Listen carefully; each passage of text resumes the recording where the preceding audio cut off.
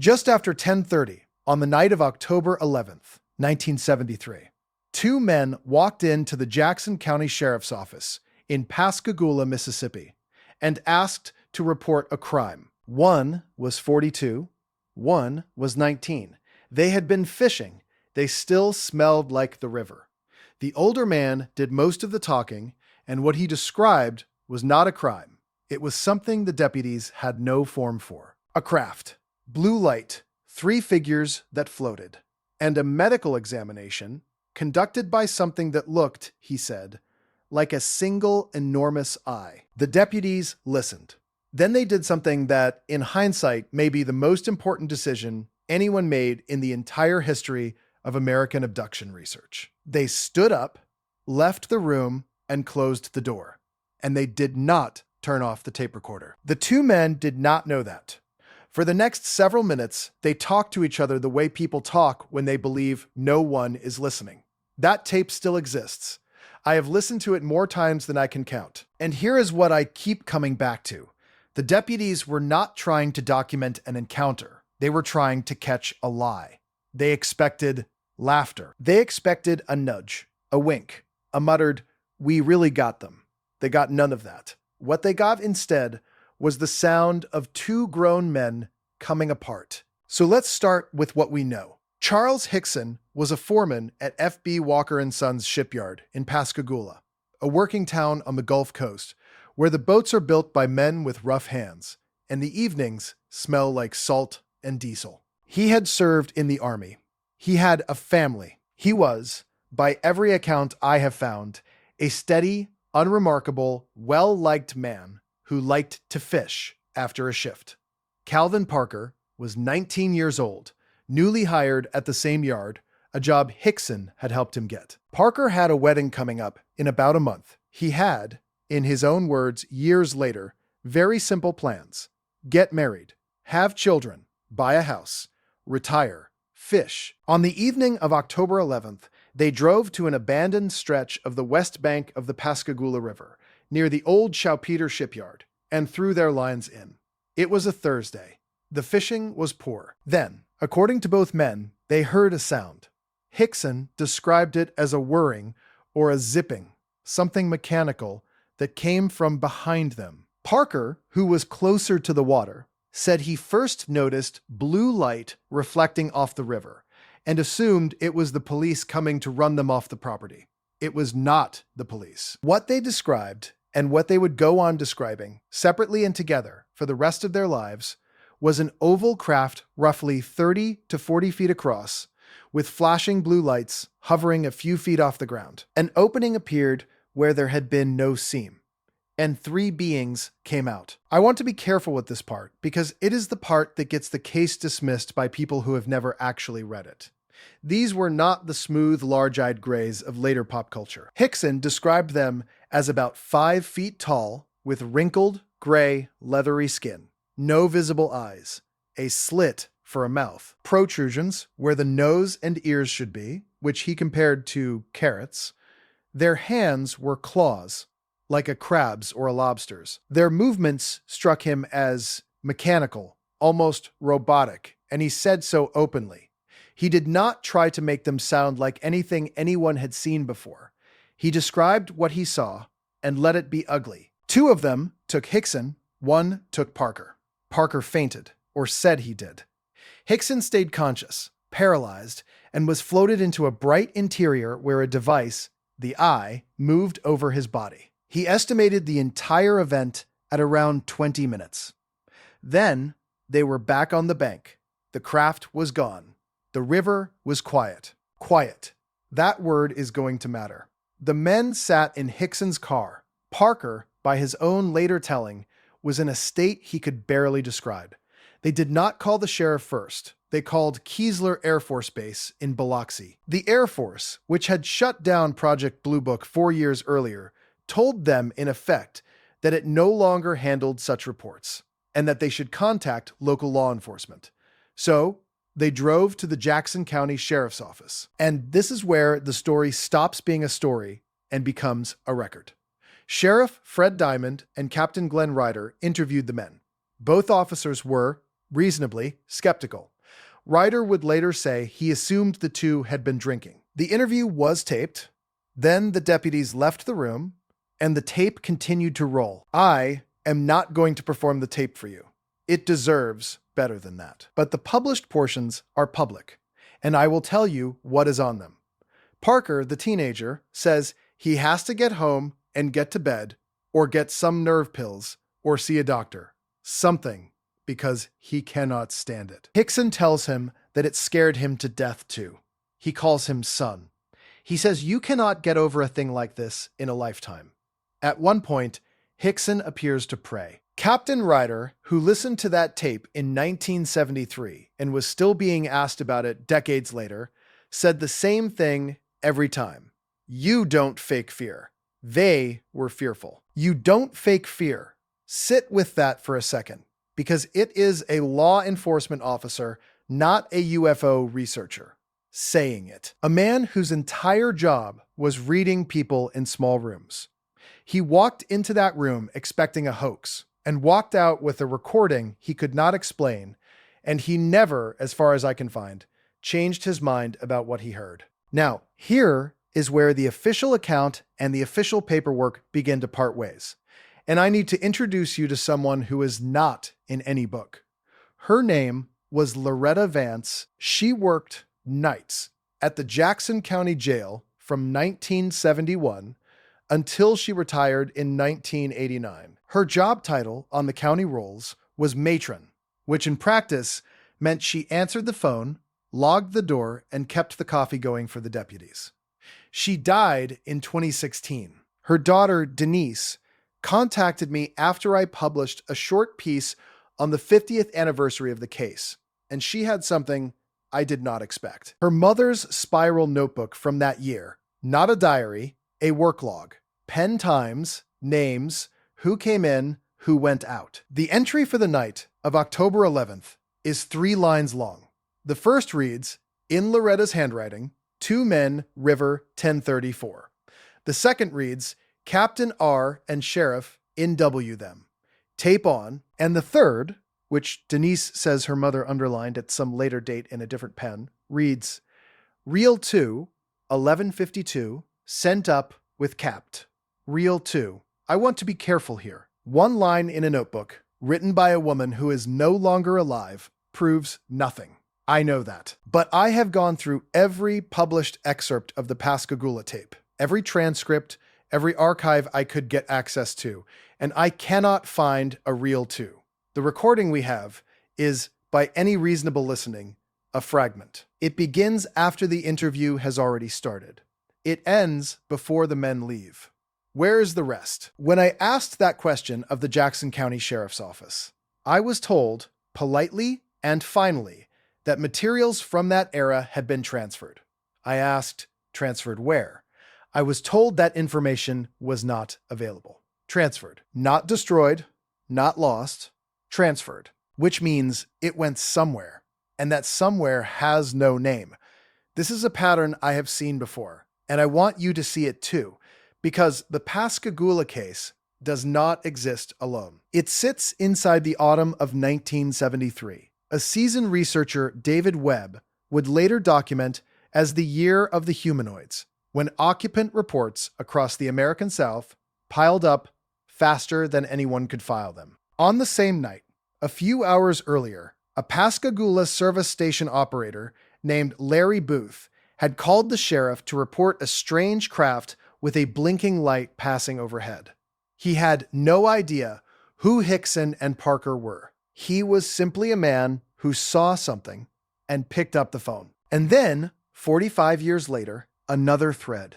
In 2019, a woman named Maria Blair came forward, first to local news and later to researcher Philip Mantle, and said that on the night of October 11th, 1973, she and her husband Jerry had been sitting in their 1969 Pontiac GTO in a seafood company lot on the opposite bank of the river, waiting on a boat captain who was running late. She said she saw a blue light rise over the far shore, right about where the 2 men were fishing.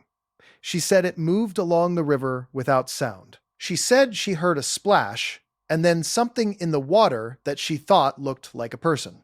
Her husband told her not to talk about it, so for 45 years she didn't. Two independent witnesses, one before and one across, bracketing the same stretch of river on the same night. That's not noise, that's signal. Within 36 hours, the town was overrun. Parker estimated something like 200 reporters at the shipyard gate, and two investigators arrived whose names you may recognize. Dr. J. Allen Hynek, the Northwestern astronomer who had spent 2 decades as the Air Force's own scientific consultant on UFOs, and who had coined the phrase close encounter. And Dr. James Harder of Berkeley, an engineer consulting for the Aerial Phenomena Research Organization, APRO. Harder hypnotized both men. Hynek interviewed them and interviewed Sheriff Diamond. Hynek's conclusion, stated publicly and now carved into a historical marker at the site, was that these men had had a very real, frightening experience, that they were honest, and that something had happened to them he could not explain. Hickson went on to pass a polygraph examination. He appeared on The Dick Cavett Show.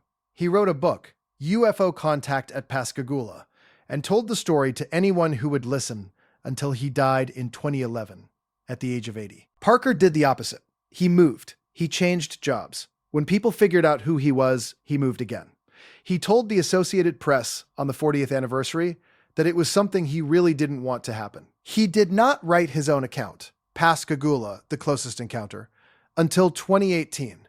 And he did it, he said, because his wife Waynette told him people deserved an explanation. He died in August of 2023, at home, after a long illness. 4 years earlier, standing beside the new historical marker at Lighthouse Park, he told a local reporter he wished he could be buried right there underneath it, because that would explain it best. One man ran toward the story for 38 years. The other ran from it for 45, and neither of them ever changed a single detail. Now, I want to give the other side its full hearing, because it deserves. 1. The aviation journalist Philip Klass, the most relentless UFO skeptic of his generation, went after the Pascagoula case hard. He argued that the polygraph examiner was underqualified.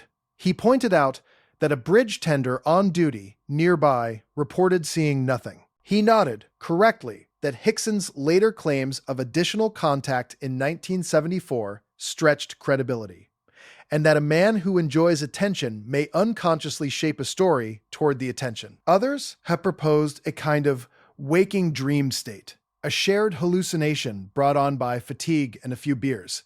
These are not stupid arguments. I have held each one up to the case and tried to make it fit. Here is where every one of them breaks. None of them explain the tape.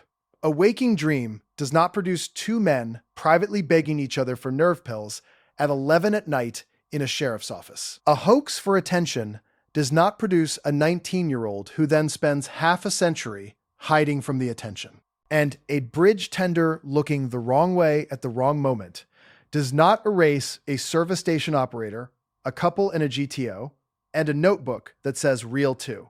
Once you see that gap, you cannot unsee it. Let me give you 3 cases, quickly, that share its shape. In September of 1961, Betty and Barney Hill drove home to Portsmouth, New Hampshire, from a vacation and arrived with roughly 2 hours they could not account for. 3 years later, under hypnosis with the Boston psychiatrist Dr. Benjamin Simon, they separately described an examination aboard a craft.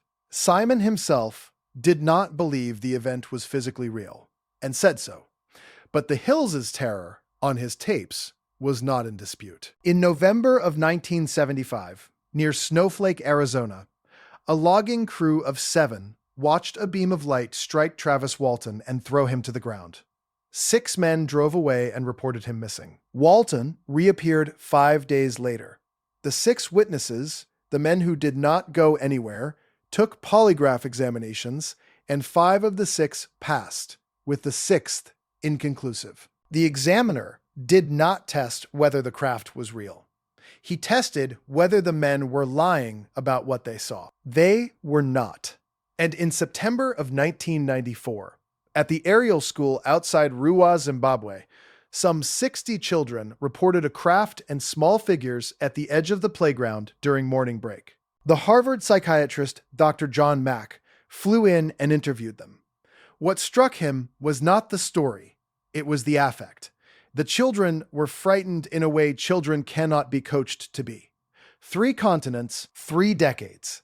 And in each one, the thing that survives scrutiny is not the craft, it's the fear. Which brings me back to the river, and to a word I have not been able to put down.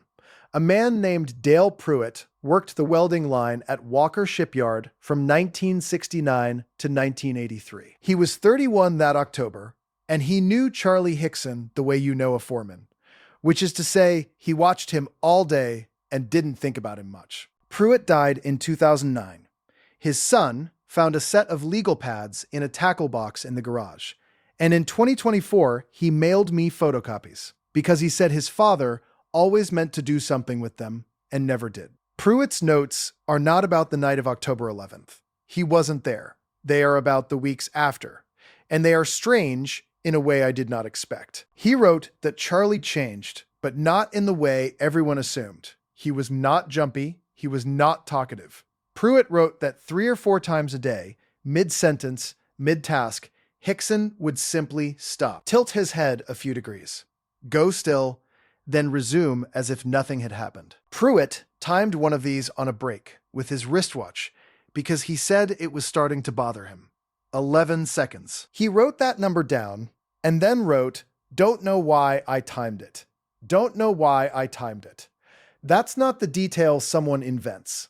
That's the detail someone remembers. And then Pruitt wrote a phrase that I have now turned over more times than I have listened to the tape. He wrote that Hickson looked, in those pauses, like a man who was after listening.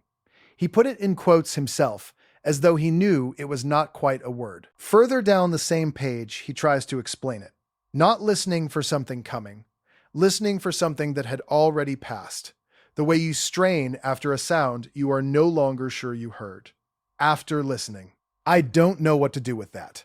I don't know whether Pruitt was describing trauma or a tic, or something a welder in 1973 had no other vocabulary for. But I have since found one other account with the same shape.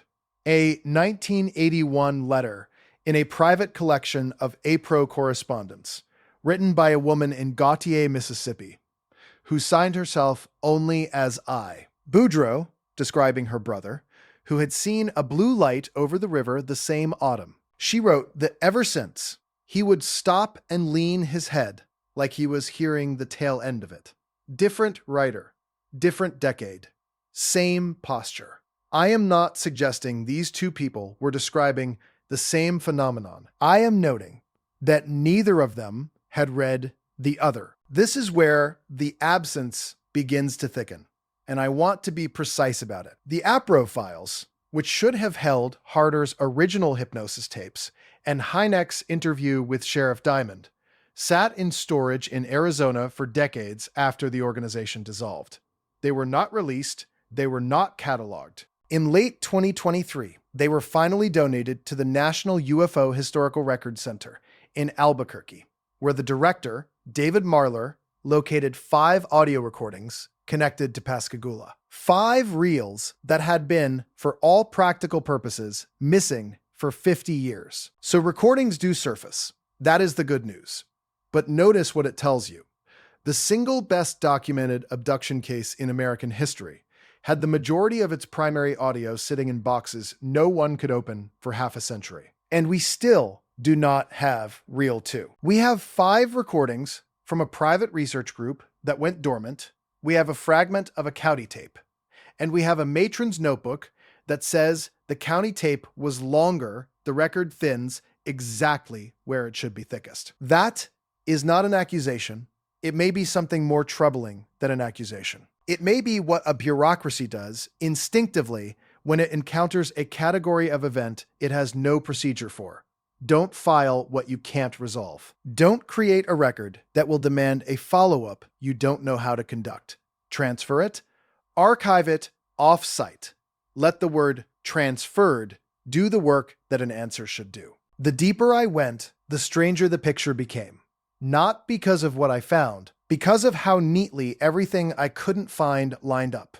There is one more thing on Loretta Vance's page that I have saved for last, because it is the thing I understand least. Below the 3 entries, in the margin, in the same later pen she used to underline Reel 2, she wrote a single sentence. Room went quiet before they came out. Not the good kind. Not the good kind. Denise told me her mother only talked about that night once, near the end.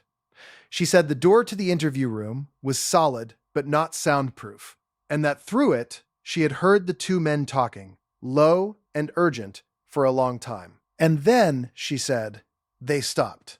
Not trailed off. Stopped. She said it was the kind of silence where you realize the refrigerator has been humming all along, because it just cut out. She said it lasted long enough that she stood up to check on them. And before she reached the door, they started again. What does it mean for a silence to be the wrong kind? I don't know. I have stood in that hallway, or where that hallway used to be, and I could not tell you. But once you've read it, you carry it differently. So here is what remains. A partial tape that a captain of deputies spent the rest of his life unable to dismiss. A historical marker at Lighthouse Park that calls this, on county letterhead, the best documented case of alien abduction in America. 5 reels in an archive in Albuquerque that nobody opened for 50 years. A notebook with a reel number nobody can locate. A welder's legal pad with the number 11 and a word that isn't a word. A woman in a Pontiac who kept her mouth shut for 45 years because her husband asked her to. 2 books, one written in the glare and one written in the dark. And 2 graves, 30 miles apart, belonging to men who never once contradicted each other. And I am left with questions I cannot close. What was on Reel 2? Who is the captain it was sent up to? And up where? Why does a county that will put the story on a bronze plaque not know where its own tape went? What did Maria Blair see come out of that water? Why did Calvin Parker spend half a century running from something he could have simply recanted in 1 sentence? What was Charlie Hickson listening for, 11 seconds at a time, on a welding floor in 1973? What happens to a person after they have been examined? What happens to a town? How many other sheriff's offices in the autumn of 1973 left a recorder running and then, for reasons no one wrote down, did not keep the reel? How many matrons kept notebooks? How many of those notebooks are still in a tackle box in someone's garage? And if the best documented case we have is this full of holes, what does that say about the ones we call undocumented? I don't know. I'm not prepared to tell you that 3 creatures with claws floated 2 men off a riverbank in Mississippi. I'm not prepared to tell you they didn't. What I can tell you is that the pattern does not look like the pattern of a lie. Lies are smooth, lies are finished. This has ragged edges, missing pieces, and a cost you can hear in a 19-year-old's voice asking for nerve pills. Lies don't cost that. Secrets do. The deputies left the room to catch 2 men lying. What if the only thing they caught was the truth, and then lost half of it